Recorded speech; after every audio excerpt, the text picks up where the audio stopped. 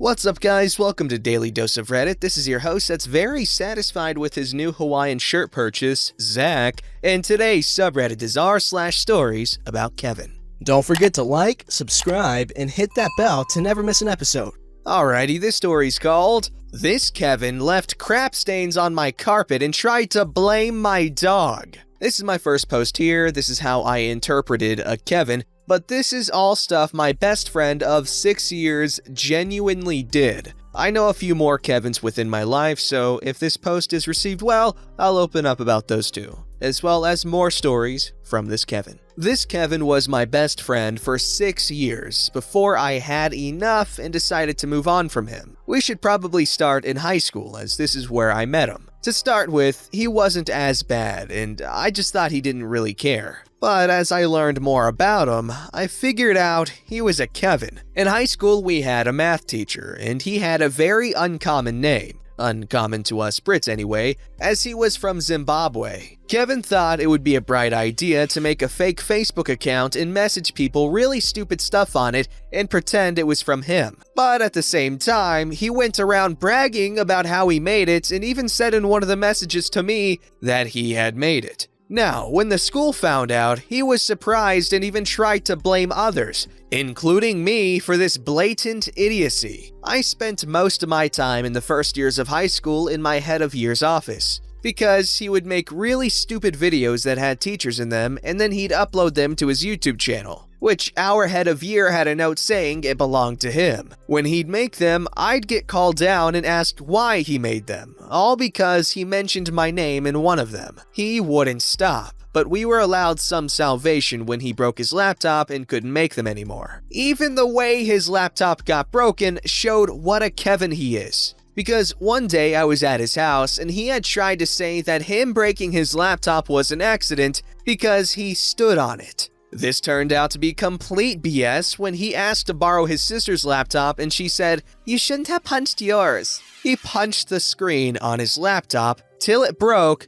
because it was running too slow. I figured he'd probably grow out of it, and for a while he did. But towards the end of high school, things just got worse. Me and him started dating these two best friends, and both relationships did eventually end. But the way he went about certain things in his relationship showed what a Kevin he was. They were very on-off in their relationship. I think they broke up and got back together on like 20 plus separate occasions. It was pretty ridiculous to the point it became a bit of a daily joke. Will Kevin and his girlfriend break up today? Find out next! It was absurd. On one of these times, it was an argument because he had apparently hit her. I didn't think he was capable of it, but I'd done some digging and found out that she was on top of him and squeezing his blackheads because he asked her to, and then one was particularly painful and he slapped her and called her a cooter. He claims it was an accident, but how do you accidentally hit someone and use that foul a word? He was always particularly violent, a case of this being when she had broken up with him and got with another guy,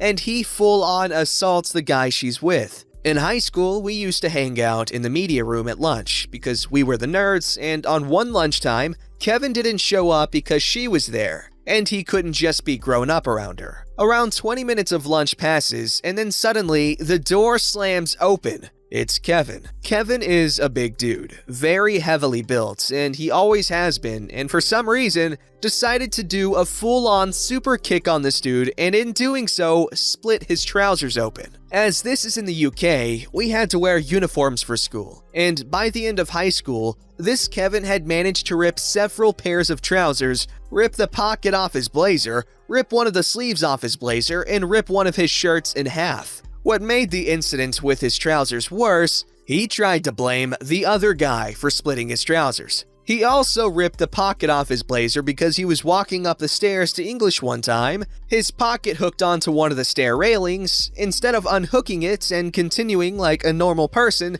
Kevin just powered forward, pulling with all his power and completely ripped the pocket off his blazer. Anyway, he wasn't just a complete moron in school. He was also pretty stupid outside of school. I remember one day he woke me up at like 9:30 a.m. and said he wanted to go for a walk. I was kinda like, "You're waking me up early to go for a walk? What are you, a dog?" and he took it way too personally. So I agreed to go on the stupid walk with him, and for some reason, he took me past my ex's house. I asked where we were going, and he just said, "Trust me," and I did. So we go to this Tesco, a UK supermarket, and he just walks in and then walks out again without buying anything. I questioned him, and he just said, "Trust me," again, so I follow him for miles, and I find myself at a local housing estate. So I look over his phone to see what he's looking at, and it was his ex's profile on Snapchat.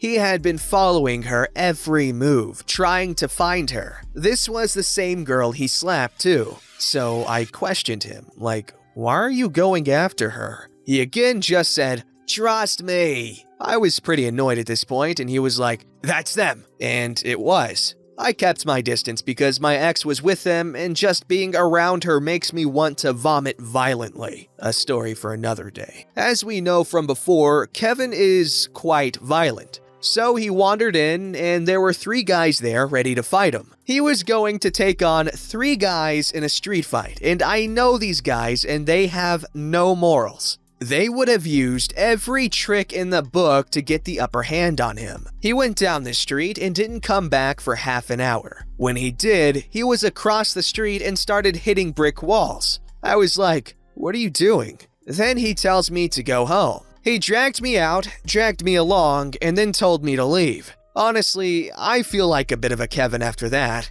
I then go home, and I was pretty pissed off with him. He returns like 3 hours later, and at this point, I'd already packed up all of his stuff. He used to bring like half of his house whenever he stayed around mine. Then he walks in like nothing had happened. Walks into my room and is like, "Hey," sits down and goes to play his PlayStation to see it's packed up. He asked why, and I told him that it's time for him to leave. He then got really mad at me and tried to make it out that it was my fault. I was like, "Yes, Kevin, because it's my fault you went out and stalked your ex all day and then vanished for 3 hours. I found out where he was in those 3 hours, and he was at the house of my ex's new, at the time, boyfriend in an attempt to wiggle his way back in, so he could get closer to her. He used to sit there and complain about this same dude to me. I asked him to leave, and then he didn't speak to me for ages because it was my fault for pissing him off. I just shrugged it off and waited for him to come back, to which he eventually did.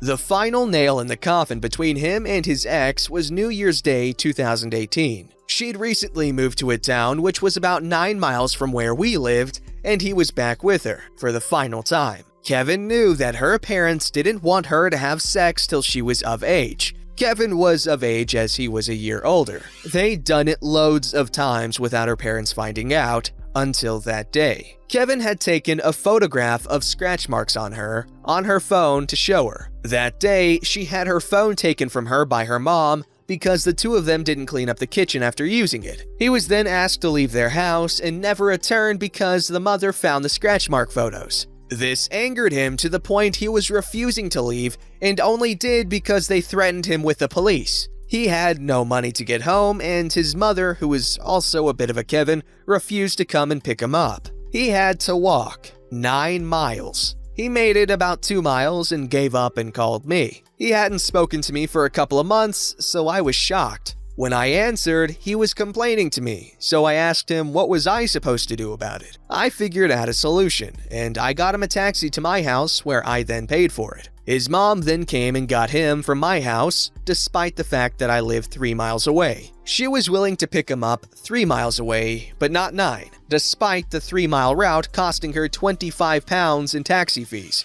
Okay, Mother Kevin, whatever works for you. She paid me back like 2 weeks later, and that was the end of that. He was nearly put onto a sex offenders register because she was underage and kept trying to defend himself to everyone, despite literally doing things with a girl who was not of age. It was quite strange that he didn't have money on that day, as money was one of the main tools he used to win everyone over. He probably had a higher number of pounds in his wallet than brain cells in his brain. On Kevin's 18th birthday, he decided he wanted to go clubbing at 8 p.m. Most nightclubs don't open until 9 to 11 p.m., and most don't get busy till 1 a.m., as this was when the last pubs will be shut by. I'd never been clubbing before, so I did the smart thing and asked some advice from a friend of mine who is an avid clubber. Kevin, however, just went in blind and wondered why he was disappointed. His goal was to pull. If you aren't from England, this means to get laid, basically. Bear in mind, this is a guy who is quite nerdy, has poor personal hygiene,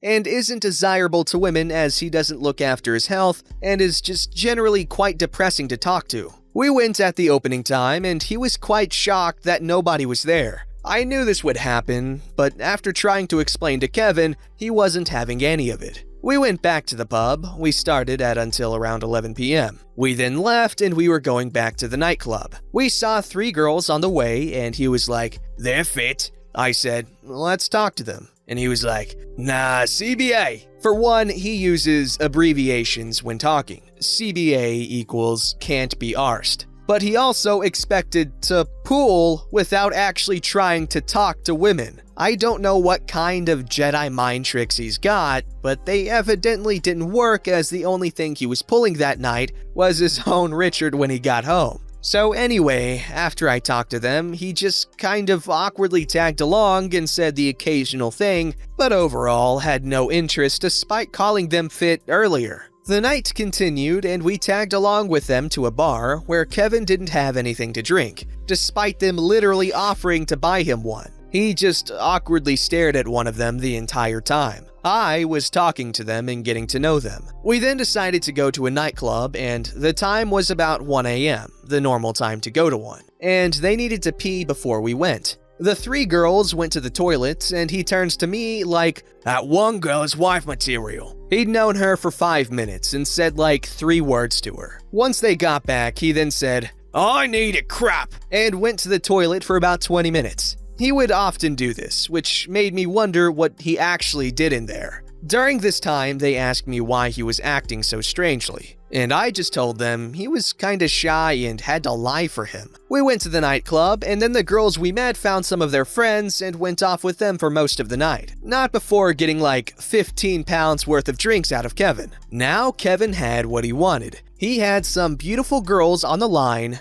We were at a busy club. The night was still young. It was all going to plan. Kevin stood on the dance floor for an hour and didn't even dance. Not even a shuffle. He stood there with a pint of dark fruits in his hand and didn't say a word. I was off dancing with some random people, the normal nightclub behavior. He then grabs me and is like, "Can we go outside?" So I do, and he's like, "I don't know where that girl from before went." Basically, he'd been completely mugged off. They got the drinks out of him and then ditched him, and he spent a full hour looking for them. They were still in the club because I'd spoken to them within that hour. We then went in for 10 more minutes and he was like, "We're going home." So walking home, he says to me, "I'm never going to a nightclub again." And instead of walking home, which was less than a mile away, he hailed a taxi and spent like 7 pounds to get home. The night was a disaster, and this was towards the end of the 6 years of friendship between me and Kevin. Alrighty guys, I know what you're wondering. Hey man, that title's misleading.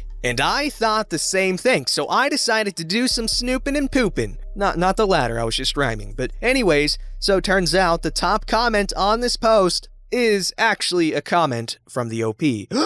And it says, "I realize the title may be misleading as I forgot to add in that story. Basically what happened there is, he used to sleep on my floor with a blanket and a pillow, despite me having a sofa he could have slept on. One day, I moved his blanket to discover a crap stain. I asked, 'What the heck?' as you would in that situation, and he was like, 'Yeah, I saw your dog in here earlier. He was wiping his ass on the carpet.' My dog hadn't been in my room that day, and how would he wipe his butt on that bit of the carpet if a blanket had been covering it?" Oh, and then there's a reply that says, "Good thing you didn't sleep on your sofa."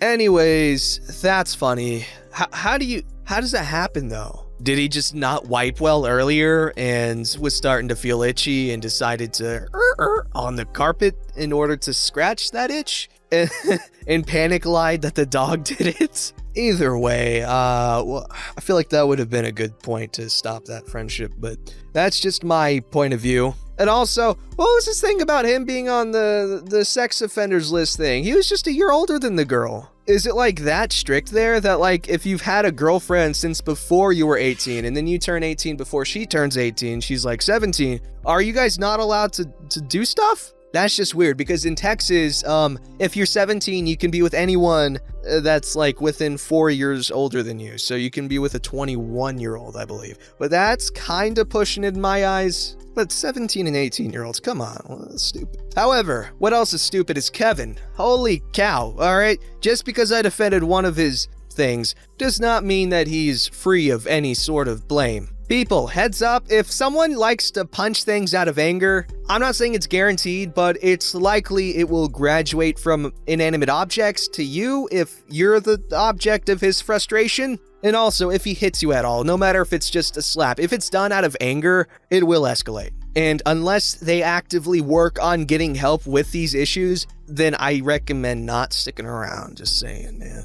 This story's called, I'm gonna disinfect my clothes to not catch the corona. Not about me, but about my uncle. A little backstory. My uncle, my mom's brother, is not the smartest man, but I wouldn't consider him dumb either. He has his moments, I guess. However, he did not go to college or anything, and in the past few years, after retiring, I think he has way too much time on his hands. He spends his days watching TV, driving around, or scrolling through Facebook, and he believes in sorts of fake news and miracle cures, BS, you know what I mean. Another thing I should add is that he can be a bit of a hypochondriac, leading him to act crazy and borderline paranoid in extreme cases. Obviously, one of the latest problems is that he has a lot of wrong info on corona. For example, on how it's transmitted. So he does a lot of stuff that help absolutely nothing. Yesterday morning, he went to the supermarket, and when he got home, he decided to, instead of taking a shower like a normal person,